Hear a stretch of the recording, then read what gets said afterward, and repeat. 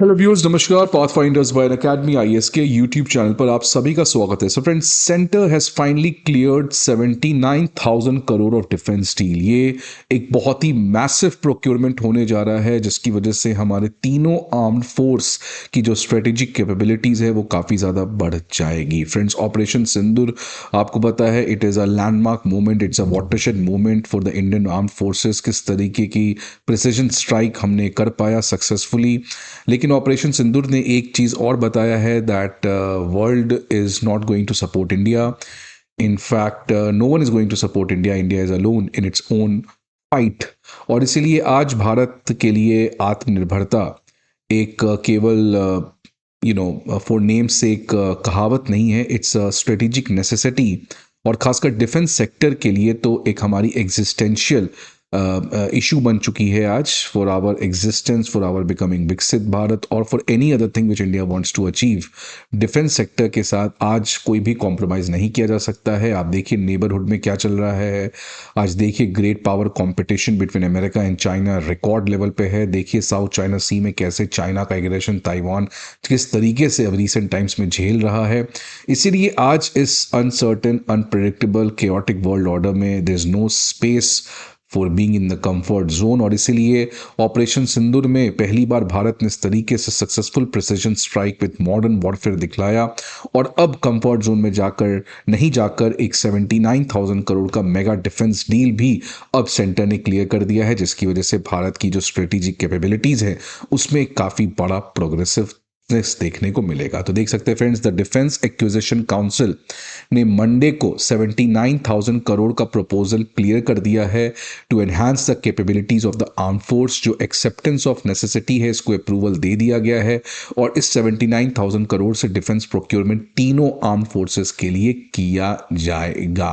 अगर मैं सबसे पहले बात करूं आर्मी के पर्सपेक्टिव से क्या क्या प्रोक्योरमेंट की बात चल रही है, तो इसमें long munition system for artillery regiments है, loiter munitions, low-level lightweight radars, long-range guided rocket ammunition for Pinaka multiple launch rocket system, and integrated drone detection and interdiction system। आप देखिए फ्रेंड्स, ये जो बहुत ही सोफिस्टिकेटेड वेपन है, Russia Ukraine war में भी काफ़ी यूज़ हुआ है। अ लॉइटरिंग म्यूनिशन, ये लॉइटरिंग म्यूनिशन क्या है कि जैसे मान लीजिए ये आपका एक एनिमी एयरक्राफ्ट है, आपको इसको डिस्ट्रॉय करना है, तो ये एक तरीके से सुइसाइडल ड्रोन है। ये ड्रोन जाता है, ये कॉन्स्टेंटली एक ही जोन में इसके चारों तरफ ये लॉइटर करेगा सो दैट ये इसको डिस्ट्रॉय कर दे। तो ये लॉइटरिंग म्यूनिशन को हम लोग सुइसाइड ड्रोन्स कहते हैं, कैमिकेज ड्रोन्स कहते हैं, और एक्सप्लोडिंग ड्रोन्स कहते हैं, एक्सप्लोडिव ड्रोन्स कहते हैं, जो एक वॉरहेड के साथ जाता है और ये तब तक लॉइटर करते रहेगा, घूमते रहेगा चारों तरफ इस टारगेट के, जब तक उस टारगेट को वो सक्सेसफुली उसके साथ वो खुद क्रैश नहीं कर जाता है। तो फ्रेंड्स, ये लॉइटर म्यूनिशन जो है आज प्रिसीजन स्ट्राइक के लिए काफ़ी ज़्यादा फेमस है, और इससे हम बहुत ज़्यादा सुपीरियॉरिटी अचीव कर सकते हैं किसी भी एरियल थ्रेट के अगेंस्ट।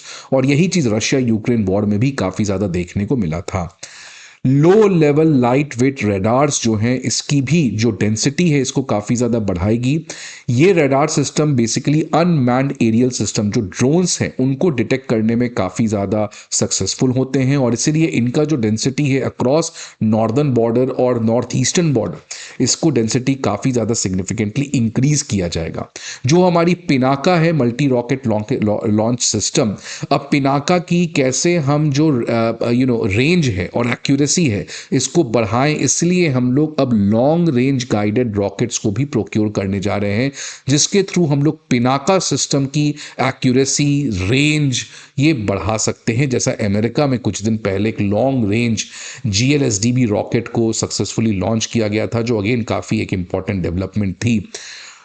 जोन के लिए जो सेकेंड इंपॉर्टेंट चीज किया गया है वो है integrated drone detection interdiction system MK2। तो ये एक इंटीग्रेटेड सिस्टम होगा, इसमें ड्रोन को डिटेक्ट करना और ड्रोन को इंटरसेप्ट करना, ये दोनों चीज एक साथ कलेक्टिवली इस सिस्टम के थ्रू किया जा सकता है, जिससे अगेन इंडियन आर्म फोर्सेस के लिए जो टैक्टिकल बैक्टर एरिया, जो हिंटरलैंड है जहां सोफिस्टिकेटेड ड्रोन इंफ्रास्ट्रक्चर नहीं पहुंचाया जा सकता है, उस हिंटरलैंड में हम इस तरीके के सिस्टम लगा सकते हैं जो सारा काम अपने आप विदाउट एनी ह्यूमन इंटरवेंशन वो खुद ही ड्रोन डिटेक्ट करेंगे और वो खुद ही इसको न्यूट्रलाइज भी कर सकते हैं।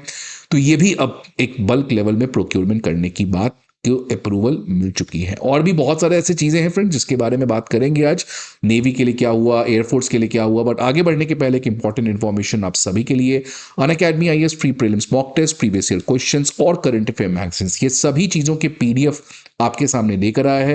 ये सारे पीडीएफ आपको हमारे दिए गए वीडियो के डिस्क्रिप्शन बॉक्स पर प्रोवाइड किया जाएगा।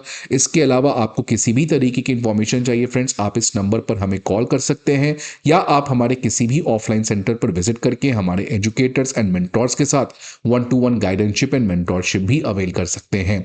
अब इंडियन नेवी के लिए फ्रेंड्स गवर्नमेंट ने क्या अप्रूवल दिया है तो देख सकते हैं आप, bollard pull tugs high frequency software defined radios HFSDR, Manpack and for leasing high altitude long range remotely piloted aircraft system, ये सभी चीज़ों को अप्रूवल दिया गया है। अगर मैं स्पेसिफिकली बात करूँ फ्रेंड्स, ये बॉलपार्क टग्स है, इससे किसी भी आप शिप या सबमरीन को बर्थिंग और अनबर्थिंग में काफ़ी ज़्यादा मदद पहुंचा सकते हो, खासकर जब वाटर की जो स्पेस है वो काफ़ी कन्फाइंड है।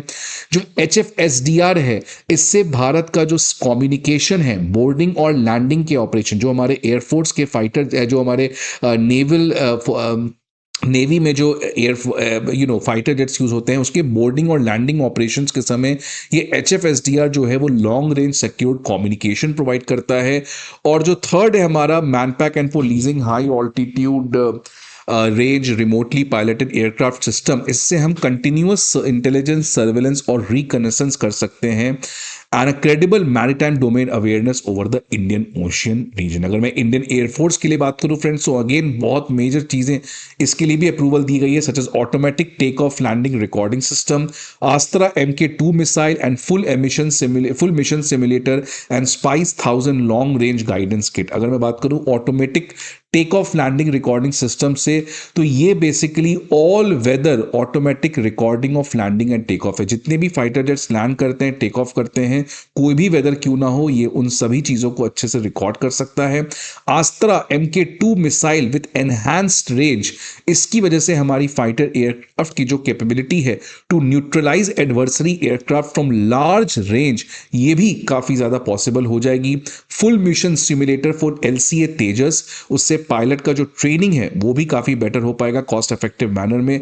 और स्पाइस 1000, इससे हमारी long range precision strike capability जो है वो इंडियन एयरफोर्स की काफी बढ़ेगी। तो आप देख सकते हैं फ्रेंड्स, ये कॉम्प्रहेंसिव पैकेज है जो बेसिक मेजर इंपॉर्टेंट लैक्यूनास थी, जो गैप्स थी, उनको फुलफिल करने का प्रयास किया गया है with a worth of 79,000 crore. आपको पता है फ्रेंड्स, ये 80,000 करोड़ तो चलिए गवर्नमेंट की तरफ से आ रहा है, बट कल ही मैंने बात किया था इस न्यूज के बारे में कि अदानी ग्रुप ने 1.8 लाख करोड़ का डिफेंस स्पेंडिंग अगले साल करने का अनाउंसमेंट किया है, जो बताता है कि कैसे आज पब्लिक सेक्टर में भी एक तरीके का फोर्स अनलीश कर दिया गया है। प्राइवेट सेक्टर भी अब एनिमल स्पिरिट से काम कर रही है, विच मीन्स कलेक्टिवली आने वाले समय में भारत जो है वो एक बहुत बड़ा स्ट्रेटेजिक लीप ले सकता है टुवर्ड्स आत्मनिर्भरता इन डिफेंस सेक्टर। और आज उसी का आउटकम है कि ऑस्ट्रेलिया के लॉ इंस्टीट्यूट के हिसाब से वर्ल्ड का third largest military power India has become, but still a lot of journey has to be covered. I hope we do that as soon as possible. आपके क्या suggestions हैं, please let me know in the comment box. I hope आपको ये video अच्छा लगे। See you again in some other video, till then good bye and take care.